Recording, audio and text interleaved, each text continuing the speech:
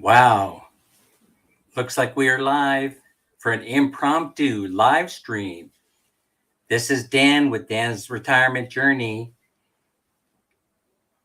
If you haven't already subscribed, think about subscribing to the channel and get important and not so important information about living in the Philippines. So originally, I was going to do this as like a fireside chat, in which I would, you know, do it as a video and then edit it and upload it. But I decided, hey, why not go live? Why not go live and share a few thoughts that I'm having about the reasons why Minnie and I decided to move to the Philippines, and when that decision was actually made. I would say it was about 10 years ago, maybe give or take a couple of years. We decided that we better put a plan B in place because the US and American economy, they're not looking so good. So we decided that we would have to put together a plan for our future, basically our future retirement plans. Now I know a lot of people, they start planning for retirement at a very, very early age, but that wasn't the case for myself. I hadn't thought much about retiring and sort of started to panic when I was in my early 40s because I realized that I had no retirement plan. So I'd been self-employed for the majority of my life up until that time and didn't have much money put away in savings. And I knew that I had to make a change of some kind because business was not doing so well. The way they started to distribute merchandise started to change. When I was a young man, they were using a thing called three-part distribution, in which it went through a manufacturer's rep, and then a traditional distribution network. Well, I was the traditional distribution network for automotive equipment. And so basically I was self-employed and I just hustled the sales of automotive equipment, quality stuff, I might add. And I was moderately successful, but I wasn't super successful. And there was a lot of growth going on in the area in which I lived at the time, which was Northern California. So Northern California, when I was in my, I would say my late 20s and early 30s and into, didn't quite make it into the 40s, where business was going great. Automotive shops were expanding, and they were purchasing high-tech equipment like smog machines and things like fancy tire machines, so they can do work on customized rims and things like that.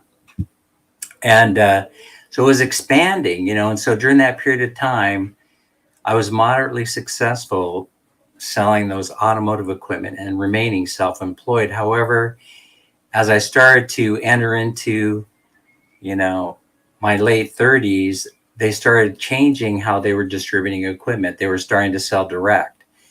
Selling direct is equivalent to like an Amazon, where the manufacturer was going online, setting up websites, and then you could just order the equipment directly from the manufacturer, which means that was their marketing strategy for the sales of equipment.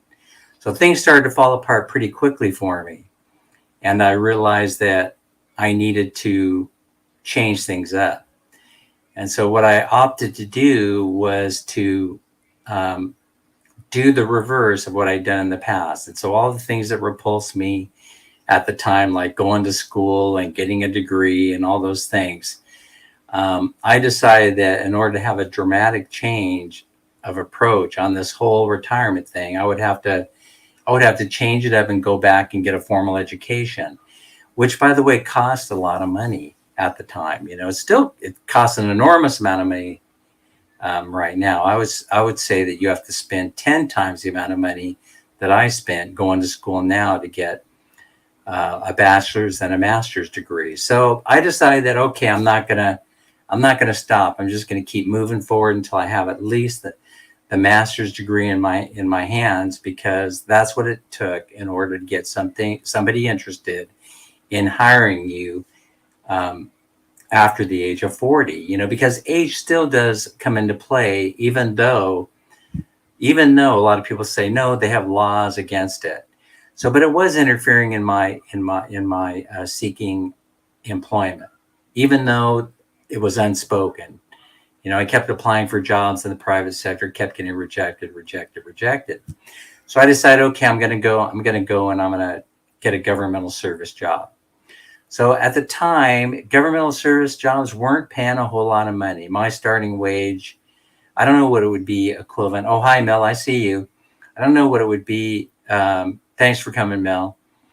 I don't know what, let's see, I guess the starting wage was way below what they were offering in the private sector at the time. I got a degree I have both an undergraduate degree and a graduate degree in criminal justice from one of the finest state universities that there are that teaches on that subject. And so I was armed with that, realizing that, I could get a job, working in social services. I can get a job working in law enforcement.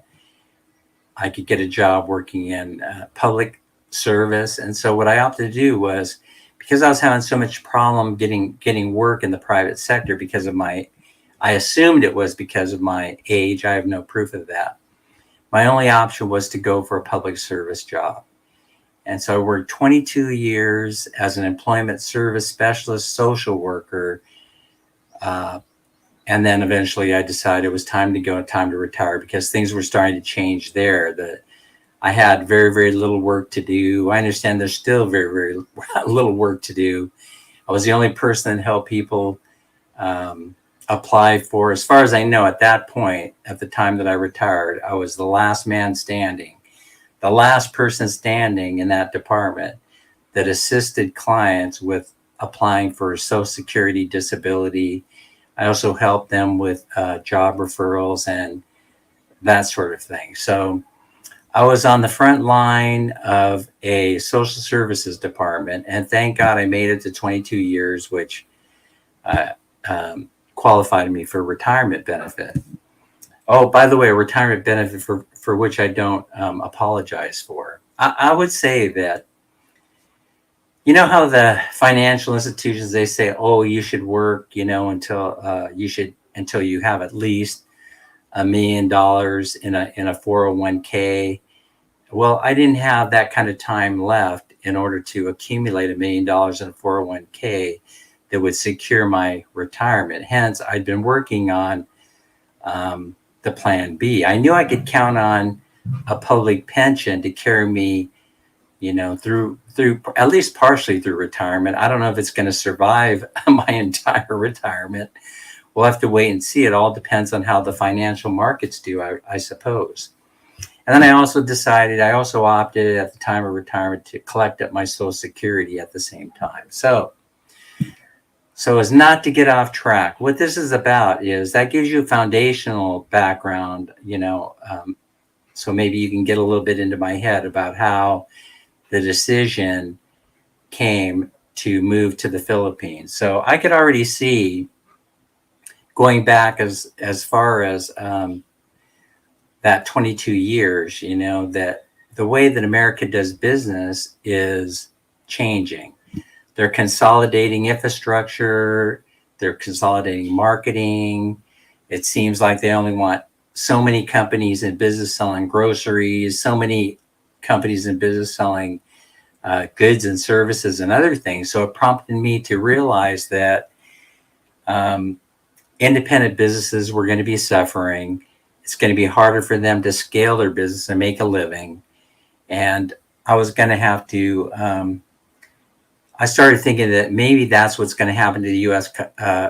Economy. Maybe there's going to be a shrinking or consolidation of goods and services that will have an overall impact on the U.S. economy, and I started thinking about how every dog has their day, that empires collapse sooner or later. I'm not saying that it has arrived for the United States, but they're going to be going through some I should say we're going to be going through some tremendously tough economic times. Those economies, the U.S. economy is really a global economy because because of the connection between the U.S. dollar, the petrodollar, and the requirements for everyone to have to buy oil using the petrodollar. And so America has been a stronghold and controls the global economy through the use of the petrodollar. But here's what I was saying. All I was concerned about is not necessarily the events that were going to occur, by looking in Dan's crystal ball, coming into the future, but it was more about how does Dan and Minnie survive, the coming collapse or potential economic collapse of the U.S. economy. That was the main objective. So, of course, I'm married to a Filipina, and that gives, a direction to go. Filipina, if you don't know, their number one thing, their mantra is, their dream is to secure a house and a lot in the Philippines. So I made a deal with Minnie, when we got together, and that was that I would not interfere. In fact, I would do everything to help you realize your dream of building that house in the Philippines.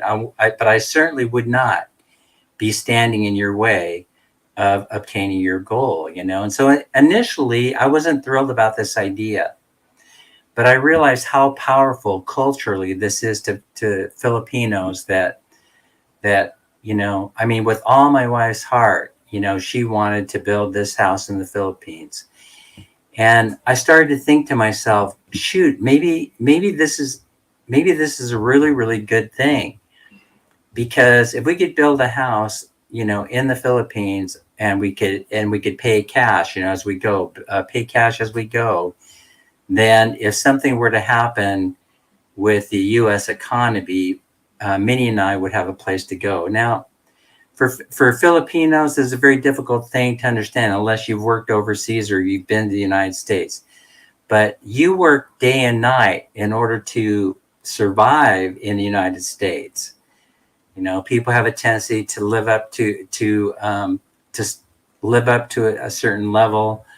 They demand a certain lifestyle. If you're trying to duplicate the Western style lifestyle here in the Philippines, it would take every ounce of gold and energy you have in order to make that happen. All I'm doing is sharing my opinion.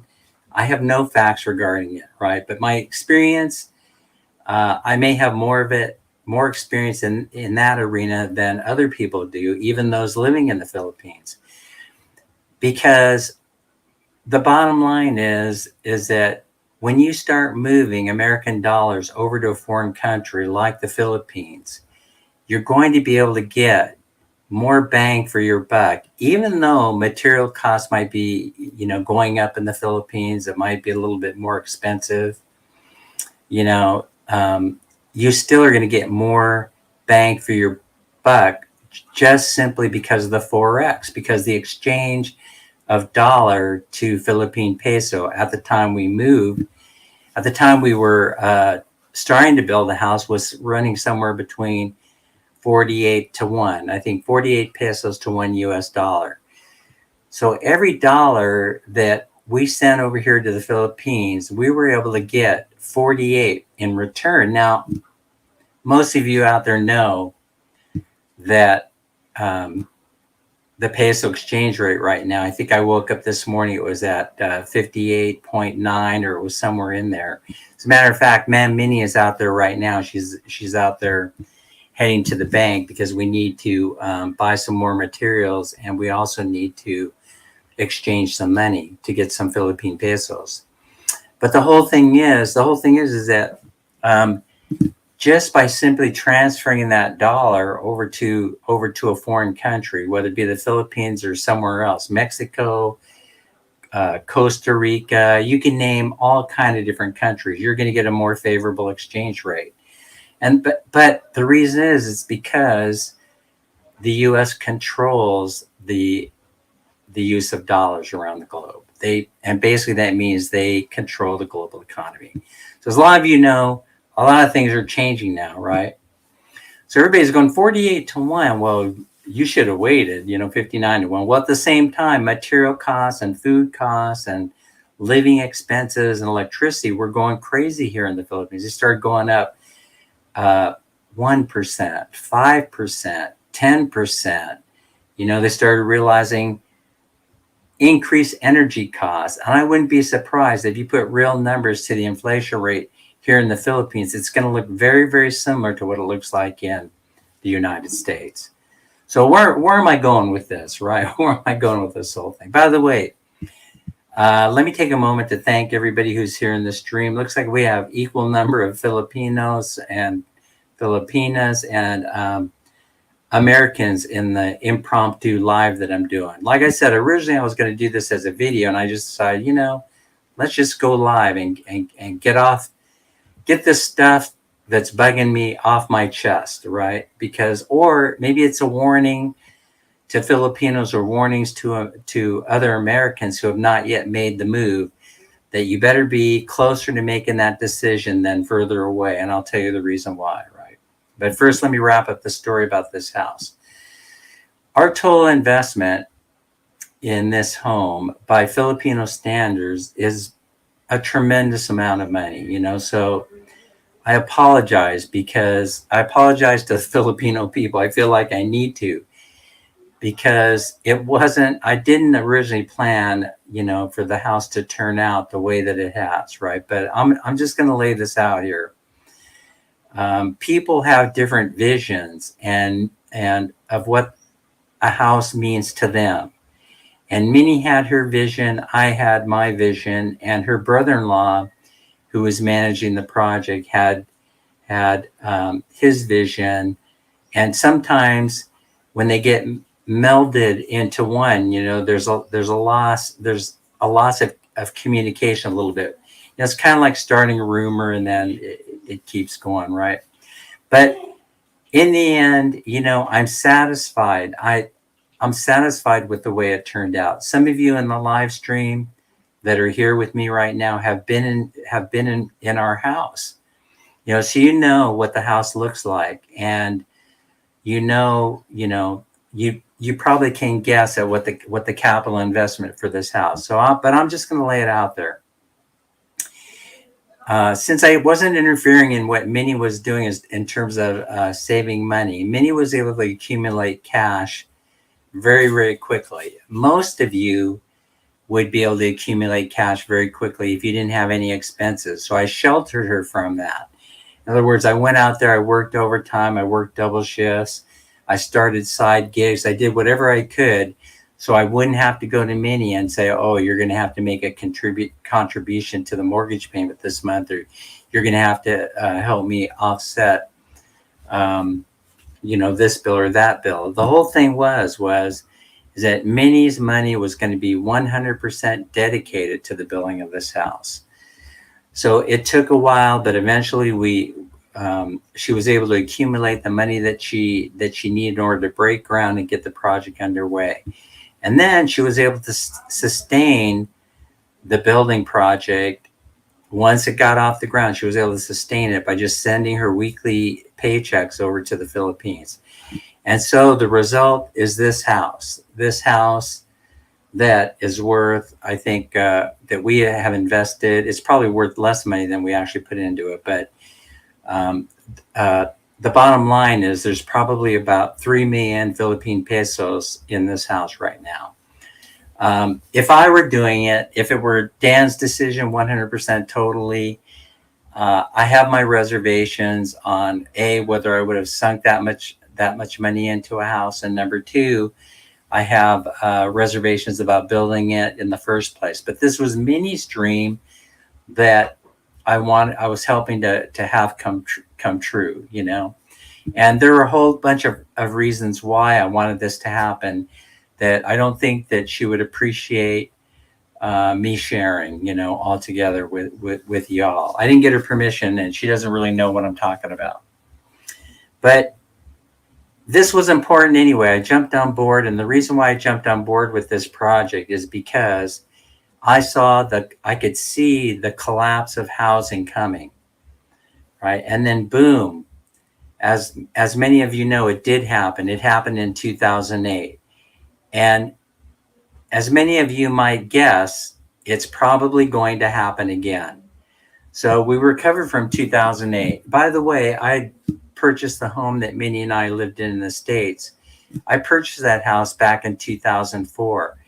So it was very, very expensive. I mean, crazy expensive when when Minnie and I purchased this house, or when I purchased this house.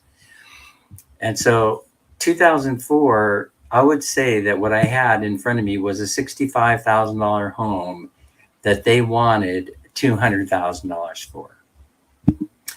But I realized that this is the only way that I was going to be able to get into Sacramento proper, into the city limits, which was very, very important to me, without having to spend somewhere between $400,000 and $500,000 American dollars. So I went with it. And I put all my heart and soul in making improvements to that house.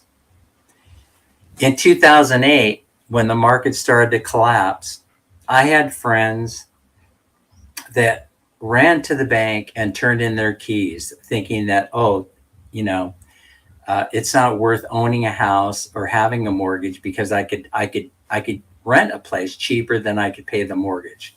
So I had a lot of friends that ran to the bank and turned in their keys. I was not one of them, because one thing was, I did not purchase a house that I could not afford to make the mortgage payment on. That was number one. So the other thing was, I never looked at the purchase of a house as being an investment. I looked at it as a place in order to provide stability for my family. And so it never was intended to be an investment. I think you look towards stocks and bonds and equities and that sort of stuff. That's what I think investments are, right? Investment in real estate really isn't my game. It isn't my game. I wasn't looking to buy a house in order to, let's say, add to my retirement, in other words, that I could use as an asset later for retirement. But a lot of people today do. All right, so I started looking at my crystal ball after 2008, after the collapse. I said, what's the life looking like moving forward? And what I saw was, I saw demographic trends. That's what I always see. I look at population. What could happen, to the cost of housing based on the population? And I'll tell you what, in my crystal ball, I saw a dismal future.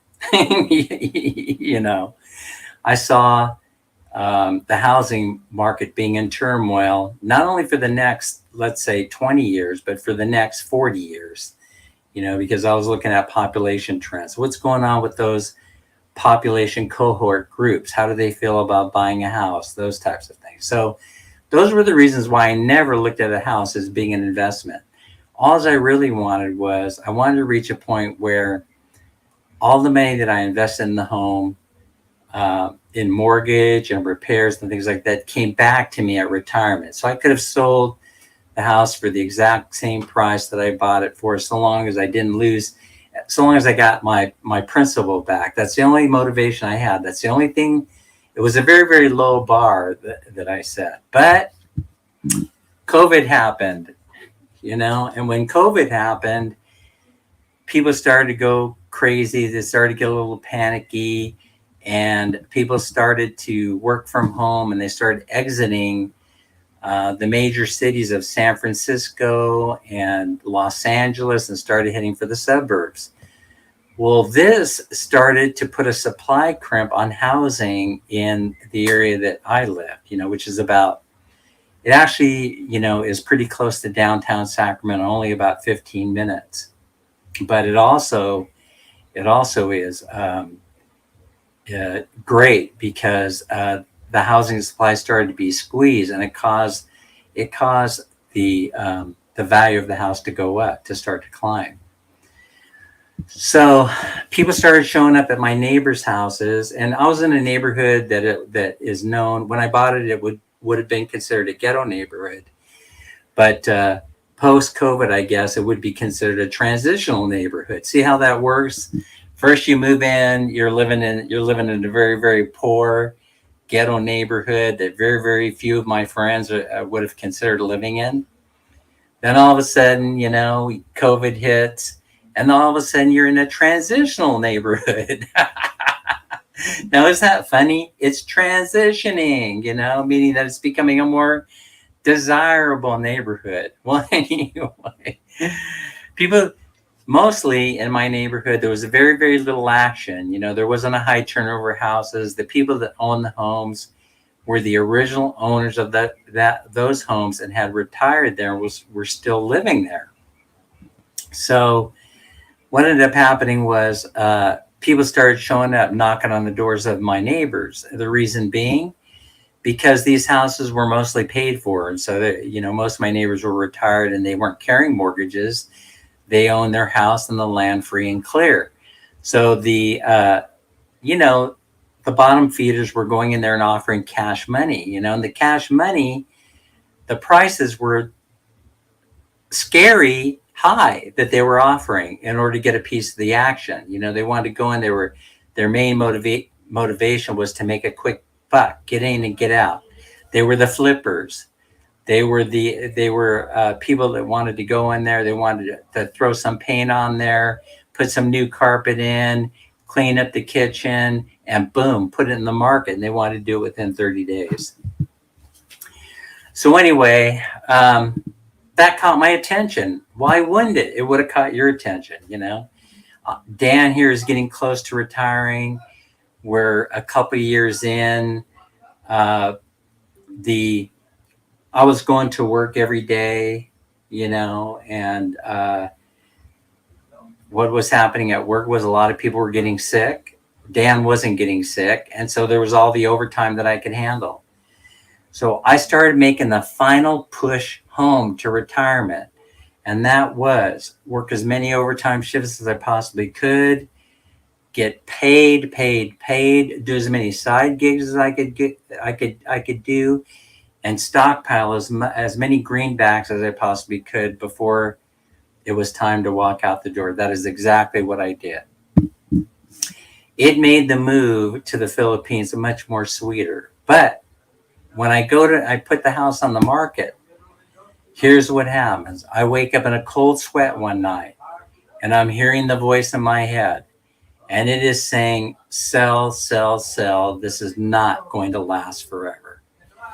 And so there have been many, many times in my life where I have followed the voice in my head or the gut instinct. And it drove my wife crazy. We need to do this now. We need to do this now. We need to do this now. And I couldn't give her a decent reason other than I don't think this is going to last. And this could give us a huge pop, a huge boost if we put this house on the market. We do it today and we put it in play. So that's what we did. So guess what happens? Well, we get 20 or 30 offers on this little house. 20 or 30 offers, and the price of the house or the offers keep rising and rising and rising. It turned into a competition the likes of which I had never seen. And so we ended up cutting a deal for the sale of the house. And then since I wasn't ready to retire yet, I had another year to go. Minnie and I rented an apartment, which was very, very expensive, way more than the mortgage payment that I was paying. And we settled down in there, very close to her work, to ride out the last year. Well, I think it was like 6 months or a year that we had to go, more like 6 months. And so I sat there while Minnie worked until the lease expired. That was our limitations there, was we had to wait for the lease to expire. So by that time, price started to increase on materials here in the Philippines, but we were pretty much wrapping up the build. And so we were in the home stretch, but it still was driving me crazy that things were starting to get so expensive, cost of materials and such. As some of you may know, since you're here in the Philippines, just a simple thing like a cost of a hollow block can ruin your day. The price of hollow block was going up like crazy. The price of Portland cement, the price of just about everything was going crazy. But it was the time to build here because also people were starting to cut back on building as those material prices started to increase. And so you had a lot of available labor. You had a lot of available skilled labor that were looking for work. And so we were able to put a crew together very, very quickly. Okay, so now why am I here? Why am I here talking about this? One of the main reasons is because I'm hearing the voice in my head again, and the voice in my head is saying that there's going to be another collapse in the U.S. housing market. And so I don't know, I think I'm on here to protect my friends, to relay this information, but you want something more concrete, than just, hey, Dan, you looked into your crystal ball and it says that there's going to be a collapse in the housing market. Well, rising interest rates is your first clue, that's going to start knocking out people that are that were thinking about buying a house. But really, what catches my attention is not necessarily my crystal ball, even though my crystal ball says there's going to be danger in the real estate market in the United States. It mostly has to do with demographic trends. So I would say that 25% of my reason for sharing this is because I looked in the crystal ball. I have friends in the U.S. that own that have homes, and I want to give you Dan's take on it. Get out while you still have your shirt, unless of course you paid cash for your house. You don't view it as an investment. You view it as a safe haven, a sanctuary, a place of safety, a place where you feel secure. In those cases, you wouldn't run out and sell your house. I'm speaking to the people who went in, have a HUD loan. They're highly leveraged. They went in with a 5% down payment. There's no equity in the home, or if there is equity, it's make-believe equity. You went on to Zillow or some other website and you got the current value of your home. Okay, now I'm going to share that represents maybe quite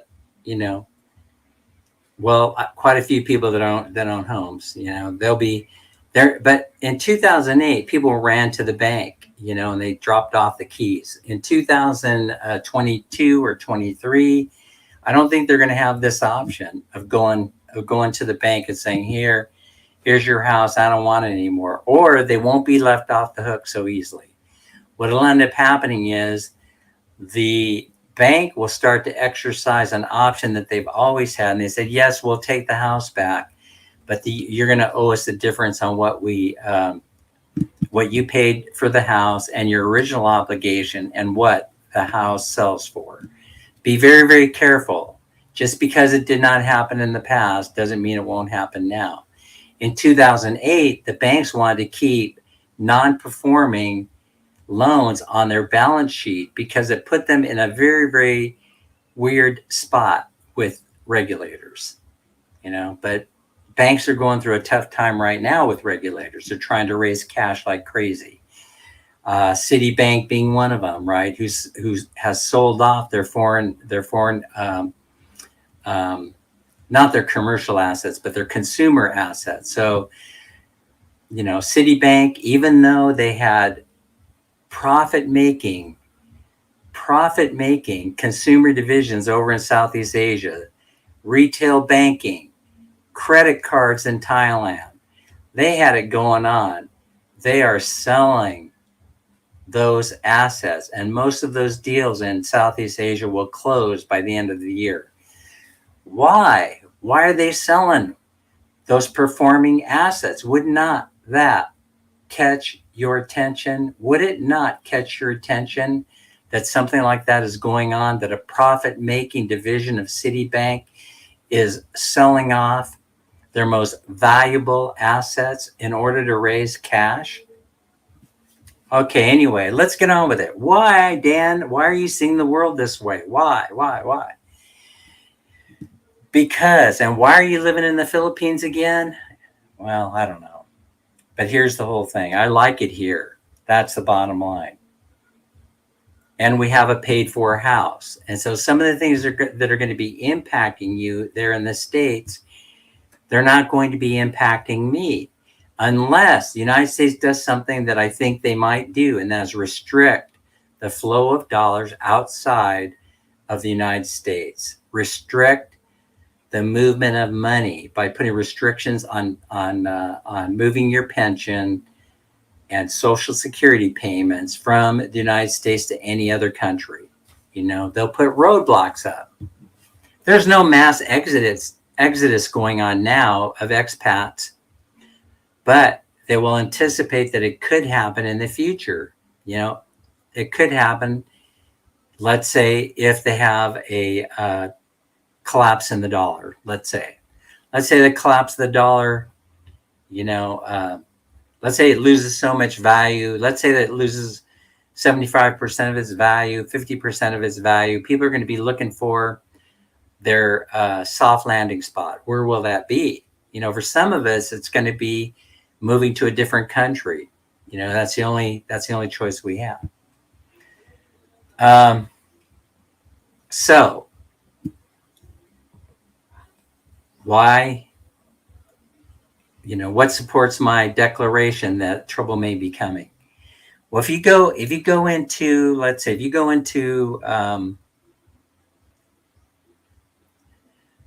Brookings, you're going to see an article that was written a couple of years ago that is called "The Great Real Estate Reset."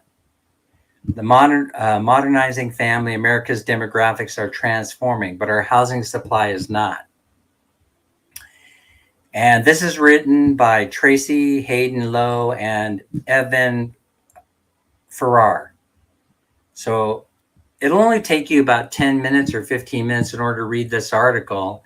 And then you're going to get the idea. You're going to get the gist of where Dan is coming from. Why am I so excited? Basically, it has to do with the stratification of population groups. You have post-war baby boomers getting ready to leave working life. I think the youngest being 56 or 57 now. I'm in that middle cohort group at age 65, which had a huge population of people born in 1957. By the way, we didn't have to sign up for a selective service. I was in that couple of years where we didn't have to go down to the post office and sign up saying I've turned 18. I'm making myself available for the draft, because there was no draft then. So what you have to look at is the stratification of those cohort groups. I'm talking about the millennials, what population they consist of. I'm talking about the Generation Z. I'm talking about the Echo Boomers. And I'm asking you to take a look at the stratification of those cohort groups. And you tell me if they're going to need a 4-bedroom, 2-bath house to live in during the time that you decide to retire and sell your home and go off to Seizure World. I do apologize. I didn't mean to say Seizure World. I meant to say Leisure World, what I don't believe exists anymore. I think they call it Sun Village. That's for when you sunset. So, so here's the whole thing. You have. Here's what happens. Here's what's happened in the experience of my friends, right? When they finally, for the ones that survived, and they're in the original house that they have lived in their entire adult life. I'm talking about still married, with children, moved away finally. They're getting ready to retire, and they have retired their mortgage, right? They have the burn the deed thing, the whole thing, or burn the mortgage thing. Not burn the deed. You wouldn't want to do that. You wouldn't want to burn a deed. You burn the mortgage, right? It's paid off. Here's what the few of them that are in this category have told me. When they've gone to their children and they said, here are the keys to my house, they have said, thanks a lot, Mom and Dad, but I'm not interested in the headaches of home ownership. Of course, the parents, they were going to gift a great portion of that house to their kids, and they just wanted a little something extra in order to help supplement their retirement income, right? So I have a friend who has a house that's worth $600,000 who goes to their kid and says, I would like you to, with my best wishes, and regards for your future and happiness, I would like to give you these keys to the front door.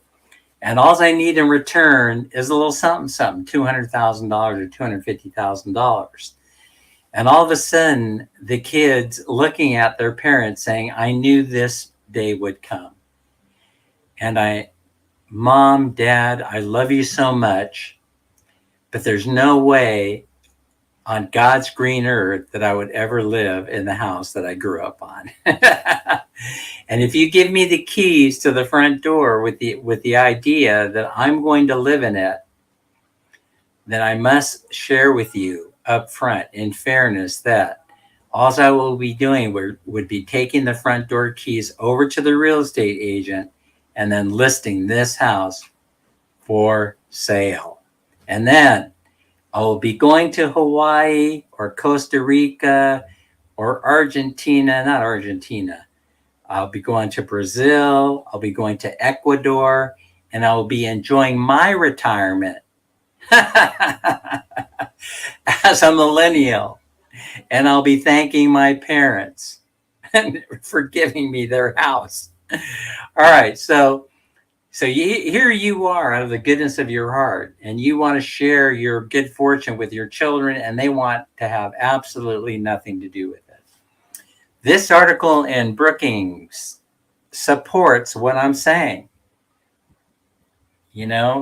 The changes in the organization of American households have fundamental implications for the real estate industry and policymakers. Folks, policymakers are panicking. They don't know what to do.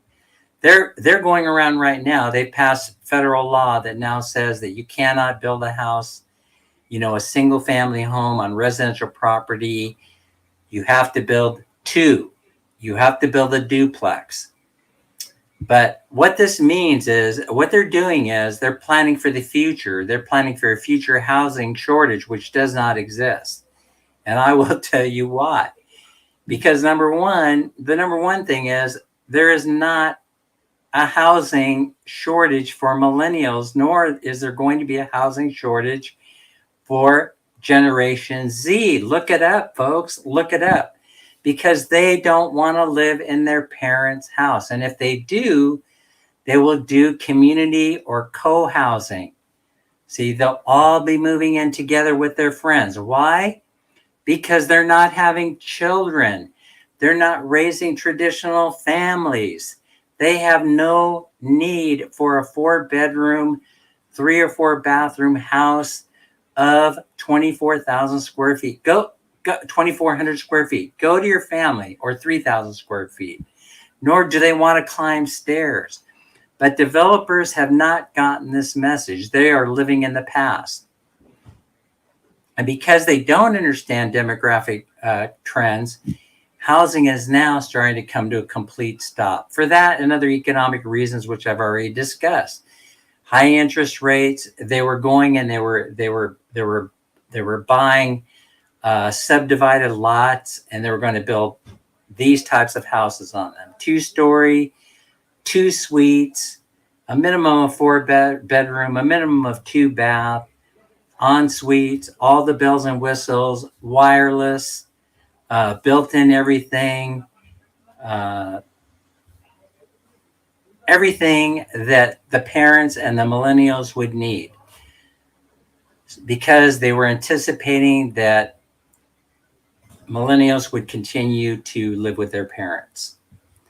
All right. But you have to look at the population numbers a little bit, Um, we're not at population replacement rate. We're not anywhere near it. And so if you survey millennials, they're saying, kids, what are kids? Don't know anything about them. Marriage, what's marriage? And don't you need a married couple, or at least two people to partner up to be able to afford to buy a house in the most desirable urban areas anywhere in this here United States? So Dan and Minnie, flee. We don't flee for our lives. See, we come to the Philippines because it has a better opportunity during our retirement years. That's why we come to the Philippines. It offers up, now it's gambling. It is gambling. You're rolling the dice. I don't know how this thing is going to turn out. My crystal ball does not give me the answer, but so far, so good. So far, so good. Folks, you're going to go online to like the World Health Organization and the World Monetary Fund. You're going to go look all over the place for numbers, and you're going to see that the popular number of how much it costs to live in the Philippines compared to the United States is somewhere about 43% of the cost it takes in order to live in America. But I have news for you based on my own experience, realizing that it's only anecdotal information, but you could ask any expat from any Western country whether it's true or not, and I will share with you right now what that real number is. It is less than 1/3. It is actually less than 30% of every American dollar, depending on your lifestyle. Sure, I can spend as much money as I want. I could spend every single dime of that retirement money coming in, and I could afford a place. I could be honest with you. I could live in Makati Tower. I could live in the finest place in Cebu, and I could have a maid, and I could have 2 bedrooms, and I could have 50 or 60 square meters of living space with a view of the ocean and all that other stuff. But and I'm not saying that won't happen. That may happen at some point in time. But if you're living in an environment where it only costs you 1/3 of the money that you're taking, that you have to spend, that would mean that, let me put it to you like this. It would be, let me use $1,000 as an example because it's easy. That would be the equivalent of $3,000 in the United States, based on what I just told you. So that means that for every dollar that you would spend in the United States, you get 3 times the value in the Philippines. Did I say that right?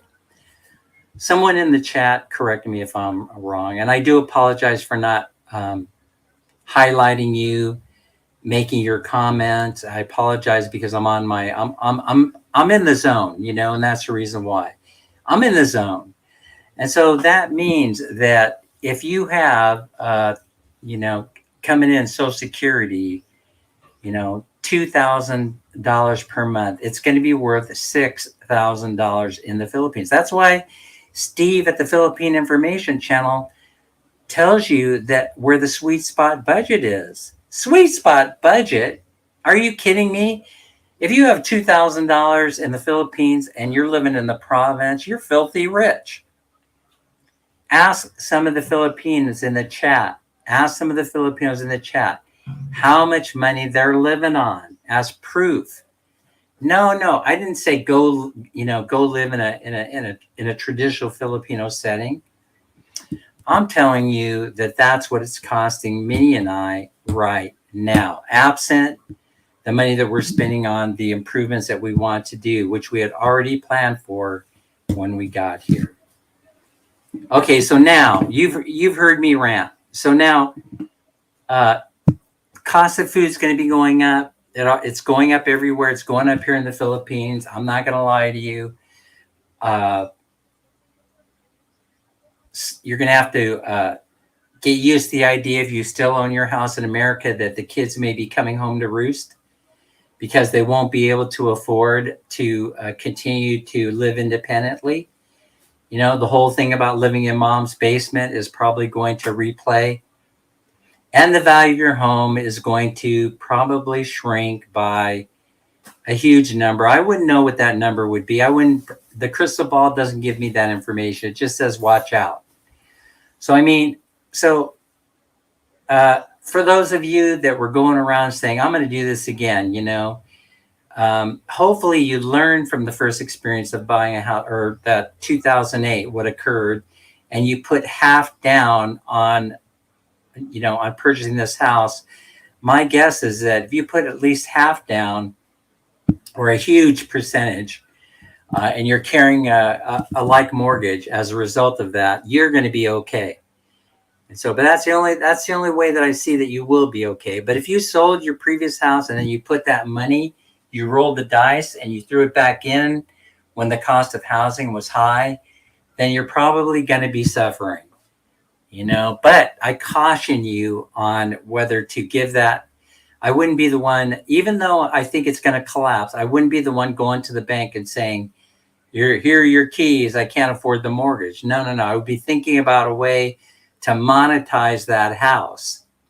I would be thinking about maximizing the return on the investment, especially if you have a pool in the backyard. If you have a pool in the backyard, I'm renting rooms on Airbnb. I'm going to get as much mileage out of the ownership of that house as I possibly can. Not only that, I'll be setting up a cabana. I will be hiring a cabana boy, and I will be putting a drink bar right there poolside. Because understanding what millennials want is where I would be tapping into it, and then creating my monetized environment. You want to make money. You wouldn't go and say, oh, I got screwed again. I'm going to lose my shirt. No, you'd be thinking the other way. I'm going to maximize I'm going to figure out a way to make this thing pay. And then I'd be going right down to the university, and I'd be saying, I got rooms to rent for millennials over here. I got rooms to rent for Generation Z. See, I would be making money. I wouldn't let my kids move back into the house. I would be saying, oh, sorry, I'd love to help you, but I got all the rooms in the house rented. I got no place for you. It's so sad, I know.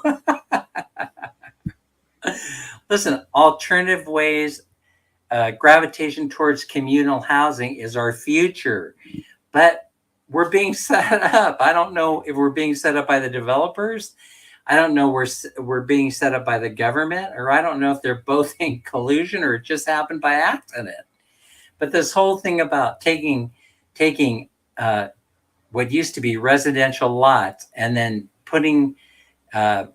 passing a law that says you have to build two, on that lot, 2 single-family homes. Well, that should tell you folks that something is in play here. And I'm telling you, that's only going to make sure that they take the money out of housing. I'd like to share a couple more points with you, right? A couple more points is the majority of this country's wealth is in the real estate. That's where it lies. If it's true, I've gone to YouTube. If it's true that we're $32 trillion in debt because of, this massive stimulus program that was created in the States, then it is equally true that there is at least that much in real estate wealth that could be transferred into the government coffers. You guys feeling me? Are you guys feeling me at all? In other words, do you see something coming? Do you see an even more massive transfer of wealth occurring sometime in our soon? Somewhere in our future, a transference of wealth. And the way that you do that is by the selling of your assets. And would you be surprised if I told you that out of the 80 million post-war baby boomers, 72 million of us that are left, the great majority of wealth still is owned by us. In my case, whatever money that I have left when I depart this planet is going to go to Minnie, and she's going to have a good old time. But usually by this time, when you reach the ages of 50 and definitely by 60, you have transferred. I'm talking about tradition and historical. You would have transferred the majority of your wealth to the next generation in some form or another. And my friend tried it. Here, I have the keys to my house. Best wishes. I'm happy to give you this gift of a house. I want you to enjoy your life, not be so stressed. And folks, they won't do it.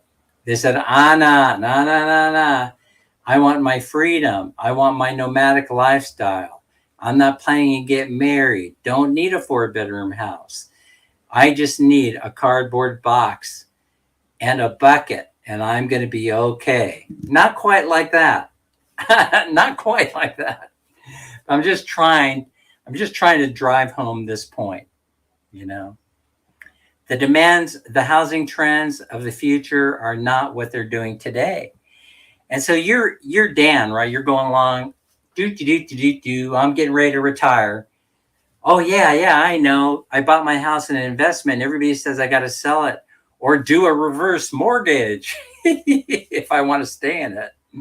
Selling it sounds okay, I'm going to take the money and run. And guess what happens? There's nobody there to buy it.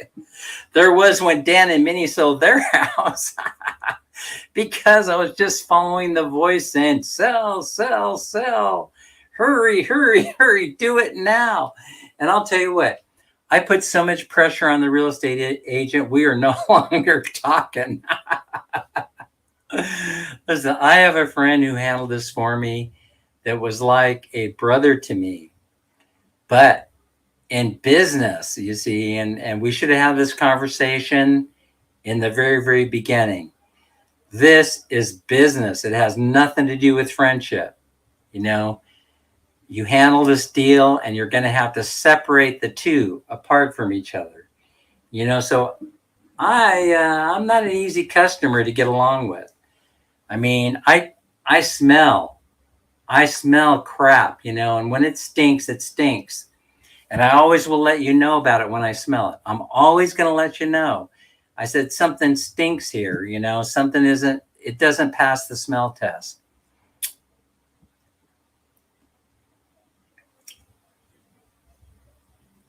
Household structure in the 1960s, as you know, it shifted dramatically because of what was going on, the war in Vietnam, that us being taken off the gold standard, and a whole bunch of other junk. Moms leaving the house and going out to work. It saw the rise of McDonald's. Folks, thing is, it's easy to see what's going on in the Philippines, much easier than it is to see what's going on in the United States, because it's just like the replaying of a movie that you already know the outcome to. And so for the Filipinas that are hanging in there with me, be cautious, be very, very cautious. And by the way, I'm always going to be there for you in the event that you need to seek out advice. And if you need some kind of help, I'm always going to be there. Until I leave this planet, I'm going to be there for you. So what did I just say? In summarizing the speech, what caused this whole live stream to take place, right? The decline of nuclear families, something that we have intact in the Philippines to a certain degree, and the rise of multi-generational or group living arrangements and aging have caused and is going to cause a ripple effect in the housing market. Guaranteed that it will. I don't know which way it'll go, right? The people that had the fantasy that they were gonna wait till their house appreciates and then sell it and get a pop at retirement, right? That dream may not come true. But at the same time, you may change your mind and say to yourself, you know what? I want to die in this home. And so both those scenarios will have a tremendous effect.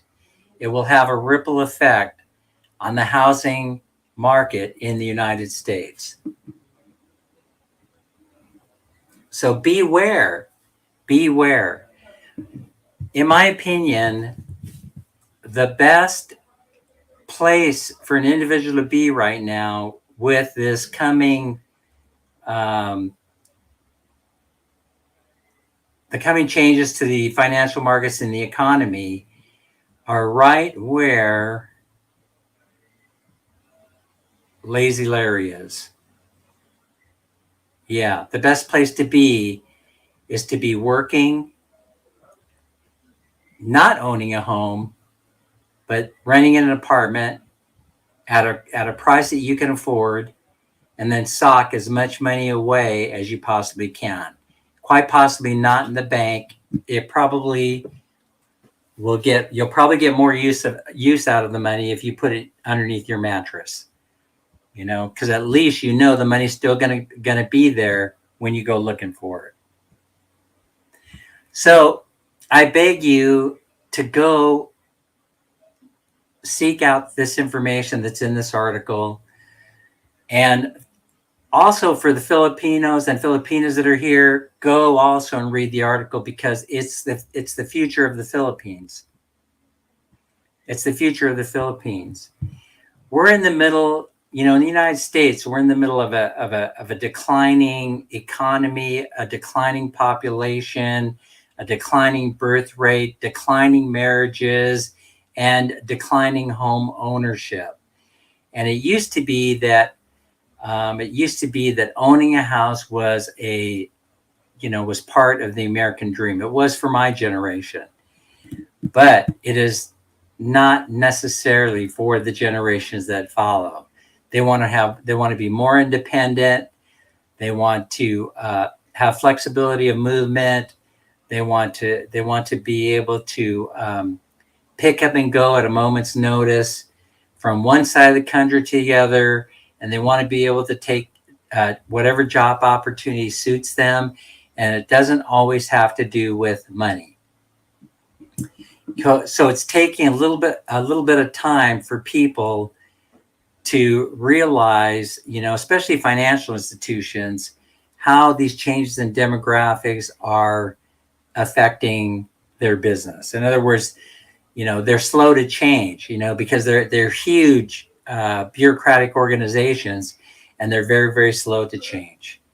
All right, so I want to give you one more piece of evidence that you can check out. I don't have it in front of me, but since I used to work for a social services organization, then I used to get, I was privileged in that they would send me statistical data every month that had to do with case loads and case sizes per worker and things like that.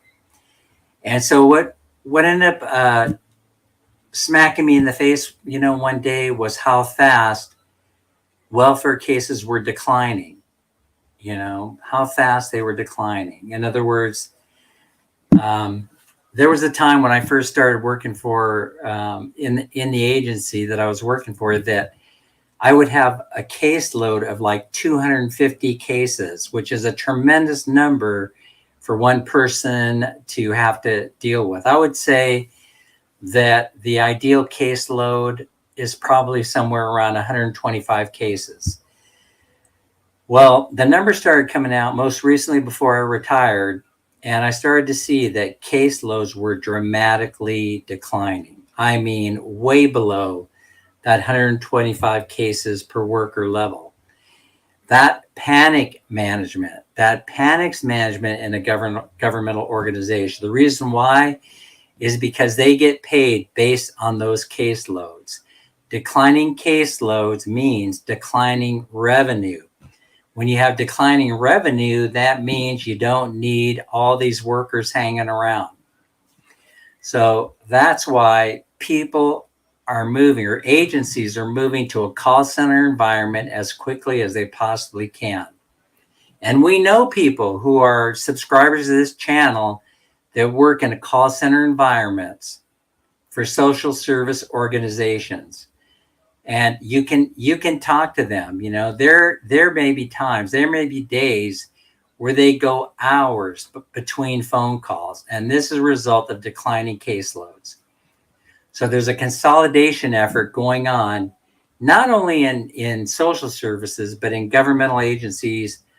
There's a consolidation effort just simply due to the fact that there aren't as many population of people in order to service, right? The one that's growing, aging population. That's for me, post-war baby boomers. There's going to be tons of services available for us. My case service worker is probably a millennial, right? It's probably a millennial. They're going to say, "Oh, Dan, so happy to lend you some assistance on managing your retirement." But families having children are so much in decline that it's affecting welfare caseloads, so that they're shrinking dramatically. Now, I know you might not understand this in the Philippines because they have no such thing other than how you go to the barangay captain when somebody gets sick, and if they get hospitalized. If PhilHealth doesn't cover the note, you have to go to the barangay captain, and they write out a check or give you a voucher to take to the hospital. That's the Philippines form of welfare, of what they call Medicare or Medi-Cal in California. So you have those things, but nobody is taking money and putting in your hand saying, "Here, raise your family." Nor food saying, "Raise your family. Here's some cash." Oh yeah, I am. Larry, I was just chatting. I was just telling people that what we're talking about is what's going on in the housing market and how I'm seeing I'm preparing for it to implode. I'm just warning people, they need to protect themselves. They need to get out of Dodge. If they didn't buy a house and put 50% down, they probably should figure out a way to make money out of the thing. They need to figure out a way to monetize it by renting rooms, having parties on the weekend. If you have a pool, and setting up a cabana with a cabana boy, why not? So anyway, I just complimented you, and I just said that one of the best situations to be in is the situation that Larry Lee is in. Your obligation is your monthly rent, your food, and other necessities, but you keep working, and I'm sure you're putting money away under your mattress as quickly as you possibly can.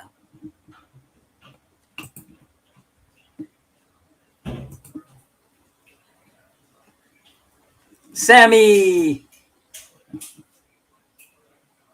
Okay, so anyway, that's what it's all about.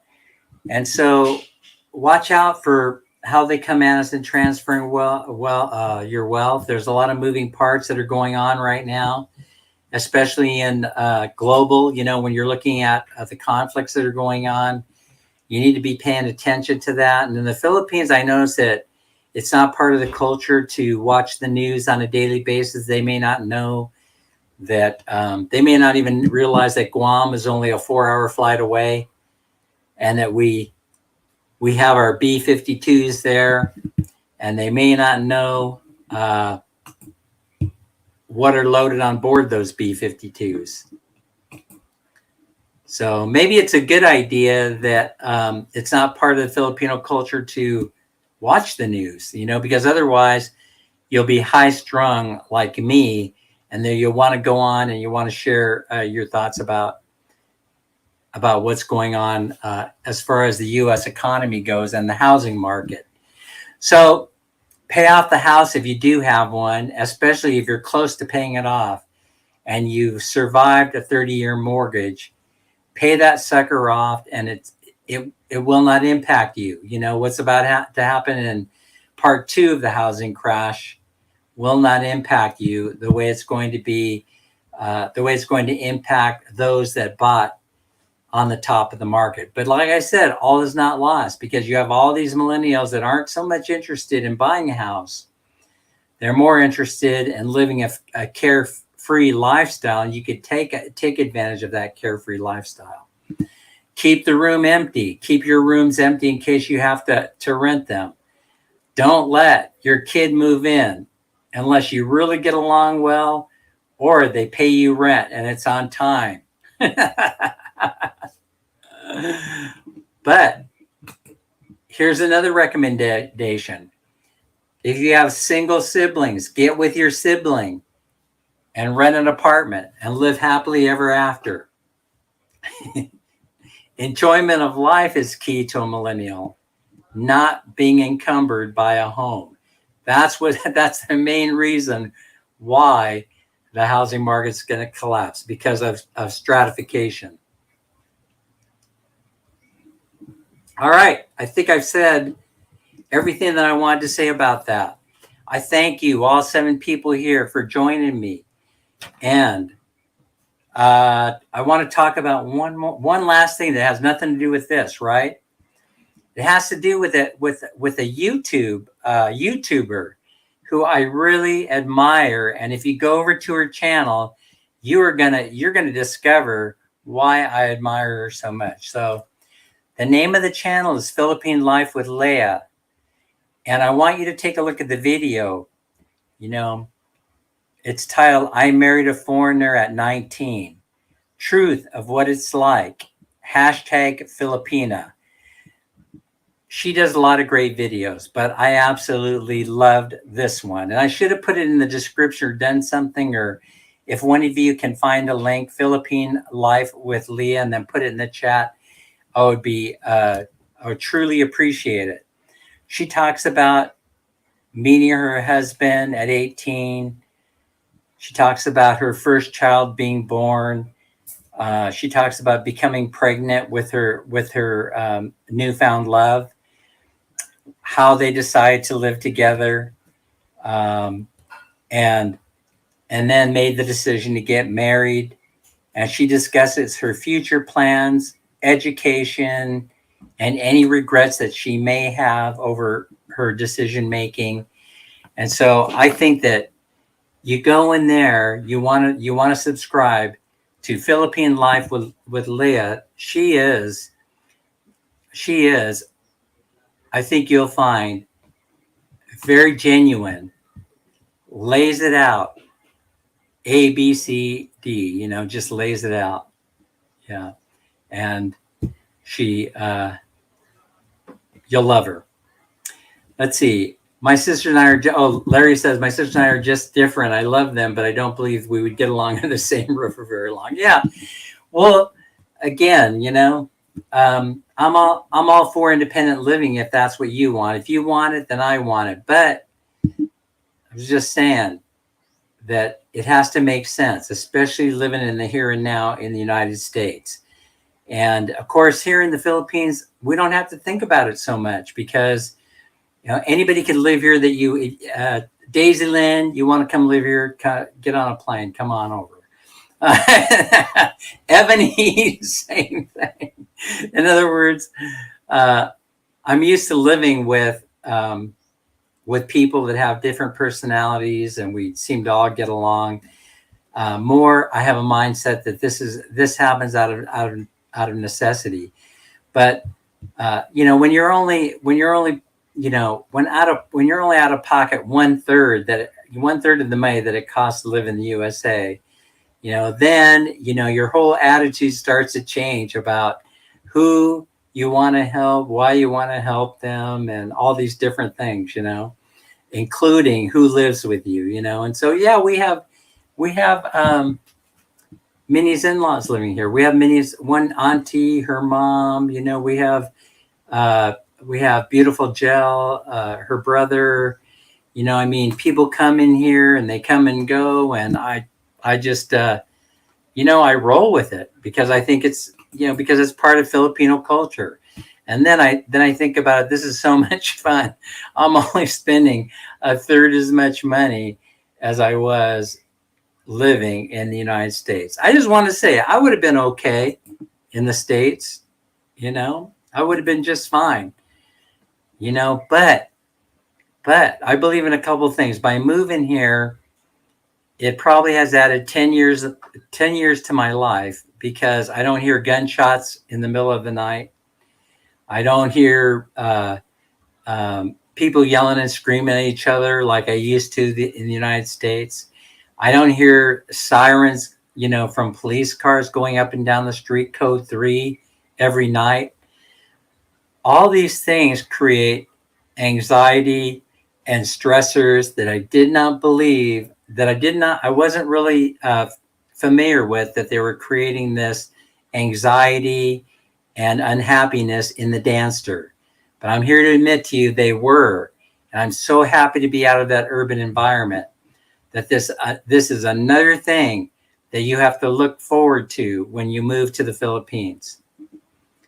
And so that's money and no gunshots in the middle of the night. Oh, very important. No smelling of the green bed. No smelling of the marijuana. Hardly don't even smell cigarette smoke. In other words, if people they're very strict about that. Here in the Philippines and Bye State, they have laws against that stuff. If you're smoking marijuana and you're living here, you're most likely not going to be with us for very long. They're going to arrest you. They're going to put you in jail. They're going to charge you with a serious crime. Remy, all these things are going to happen to you. So I don't smell cigarette smoke. I don't smell, thank God, marijuana smoke in my face all day and all night long. None of that stuff. And so I'm thinking it's gonna have an effect, a positive effect. It already has on, releasing all these stressors. I'm smiling. I'm happy almost every single day. I'm getting up in the morning, trekking it over to the Dunkin', enjoying my life, saying hi to people. I mean, it's different. It's different here. And so you need to be here. You need to be here. Larice, I know you're already here. So those things, I believe, are going to add 10 years to my life, So here's Larry. I would be happy not to smell cigarettes. As an ex-smoker, it does bother me sometimes. Yeah, it used to drive me crazy in the U.S. No more, no longer. All that's gone away. Yes, it's the best place. It's the best place to live in the world. And I don't understand people who are stuck in their spot in the U.S. of A. I know there are a lot of people that are making plans to move here. I'm not talking about you folks. I'm talking about the American expats that are married to a Filipina, that are sitting in that easy chair, already retired in front of the TV set, watching YouTube, dreaming about doing it, but never making the move, dreaming about moving to the Philippines. To you, I say, make your Filipina happy. That's a requirement for being married to your wife. In general, make your wife happy. Yield to her warnings. Move to the Philippines. Move back home. We are waiting for you.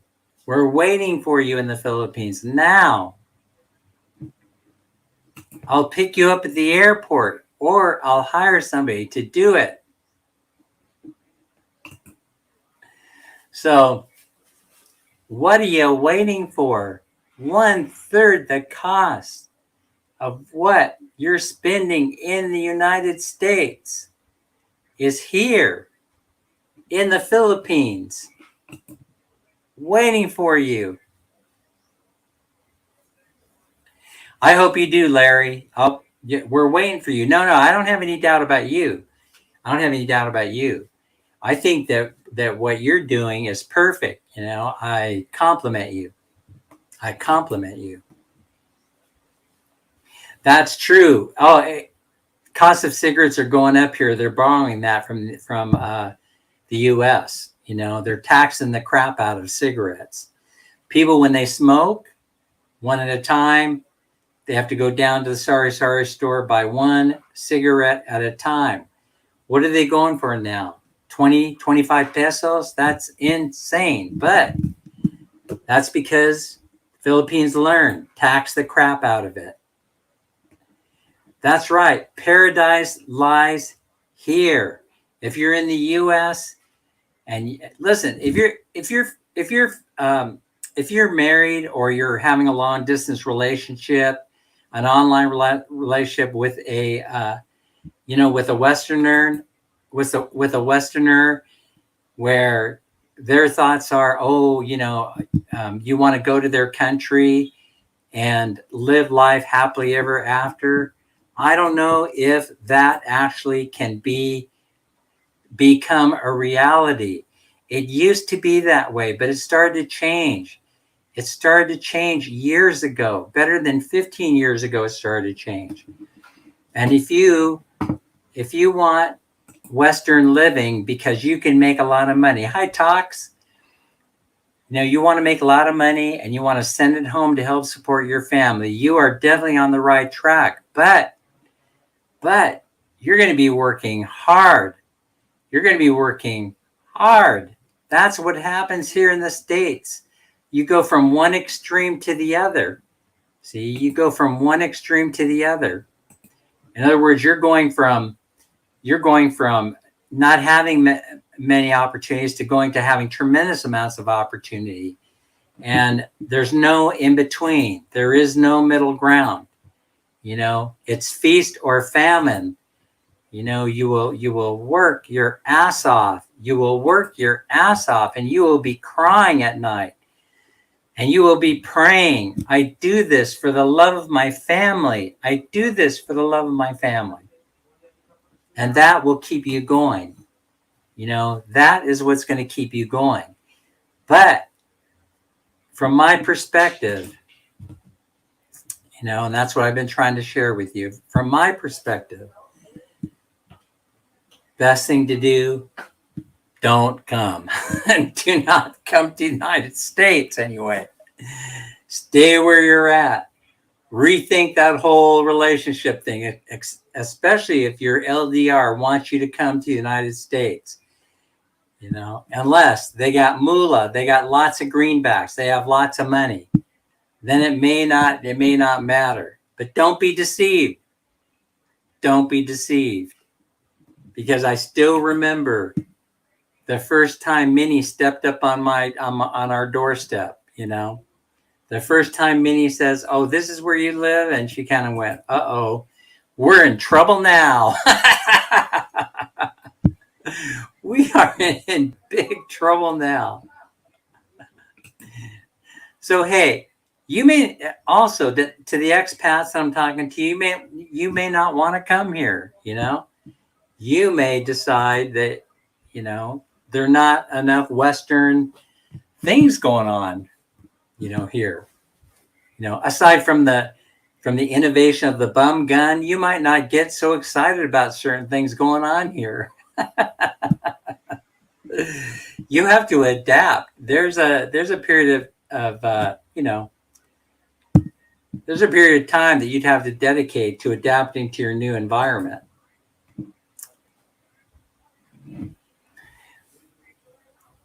Pack of cigarettes is over $10. Oh my gosh, I had no idea. I had no idea cigarettes were going for that kind of money. Yeah. So if you have a long distance relationship going on with a Westerner and they're from the States, this is what I do. Time out. Time out. Let's reorient ourselves a little bit, you know? I mean, if that expat wants you to move there, you know, you better explore a little bit as to the reason why your LDR wants you to move there, right? Because you may be the one that's going to become the ATM machine. You may be the one that ends up working to support the household, you know. You may be the one that all the responsibility falls upon your shoulders to support your family, to support, I mean, your family back in the Philippines, and your LDR who wants to sit back in the easy chair drinking beers all day. What? But Dan, you drink beer, you say? That's a recent occurrence. I'm retired. I could hang around and do whatever I want. I could go to Jollibee. I could go to Krispy Kreme if I want. I could do whatever I want. Yeah, that's what you get when you get here, a laid back kind of life. So you wouldn't necessarily take your Filipina to the States. You wouldn't take your love of your life that you met in the Philippines back to the States with you.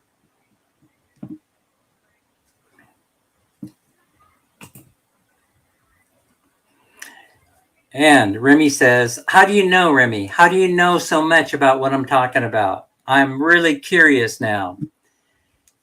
She says, it's true. Happiness lies here in the Philippines, living in a world full of love, kindness, and hospitality. You hit a home run. That's exactly why you want to live here. And because it's cheap to live here, right? Well, relatively speaking, to a Westerner that has a decent retirement. Yes. Larice, why are you laughing so hard at me? I'm cautioning you, Larice. Don't get caught up in the fantasy. Do not get caught up in the dream, Larice. Okay, let's see. Mike says, I'm backwards. I met my wife over here in the States, was living in my car, and she was TNT. And for some reason, she stayed with me. But we made it together for 31 years now, and it happens. And I'm happy for you. I'm happy for you. I think that is a sweet story. I think it needs to be told. Of course, I would analyze it to death. You know, that's me. I would take a look at it and I would analyze it. Say, how and why did this occur? Yeah. So anyway, that's about a wrap on what I have to say today. You know, is that be prepared for another housing downturn, but have the plan on how you get by it. I know that for the entire time that Minnie and I were living in that home, we made it pay over and over and over and over again, you know. But she adapted to my crazy ideas very quickly, and that's because culturally, folks from the Philippines live this way. They know what communal living is all about. And they know what hard work is all about. So as long as you have those things, that's a trait of the Filipino people, you know, as Remy was pointing out. And that's why everything works so well. Oh, you're on a 5-year plan to come here. We'll be looking forward to seeing you. I hope that the 5-year plan includes a couple of trips where you'll be visiting here and hanging out down at the Dunkin' Donuts, you know, at Prince Mall. That's what usually happens. Yeah. But at least if those things give you as much enjoyment out of life as smoking, then you're cool, Larry Lee. I came from the place where you live now. Just seeing the beaches surrounding Lapu-Lapu, I can always see how beautiful the world is. Perfect. You've had the experience. You know. Thank you for framing it for us so we can understand where you're coming from. I truly appreciate it. That tells us the whole story. Just seeing the beaches surrounding Lapu-Lapu, I can always see how beautiful the world is. And so because you've had that experience, Remy, you're always reminded of it. You can always see it in your head. It becomes part of your DNA.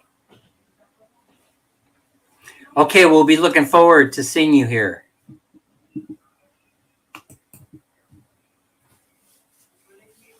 Yes, thank God we all have our little vices.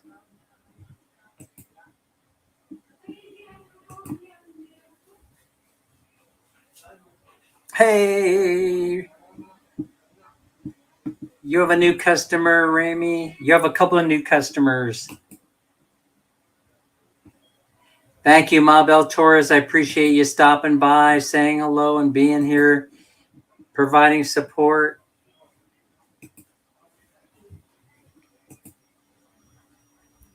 Ha, Manolin. I don't know. Honestly, I was thinking of Manolin yesterday. I don't know why Manolin's name popped into my head, but I get the guilt if I haven't checked up on somebody in a while, and so that's probably what happened.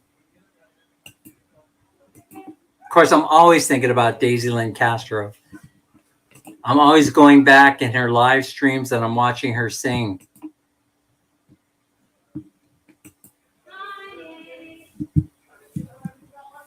Oh, you're in Manila. Well, Manila's different. I could survive in Manila. It depends on where I'm at. I like Manila.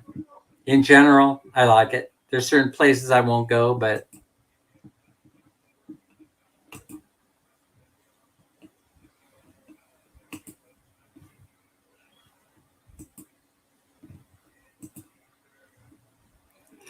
okay. Well, whatever you guys were doing prior to me coming live, I just want to say a big thank you.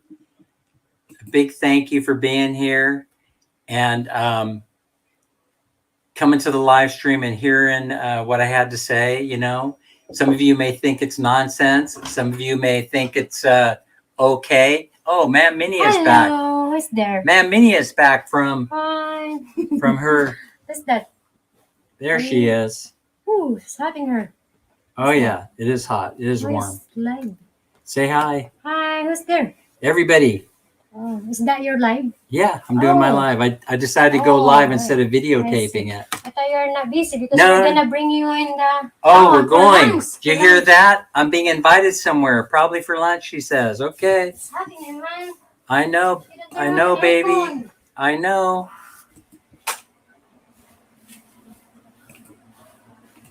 All right, everybody.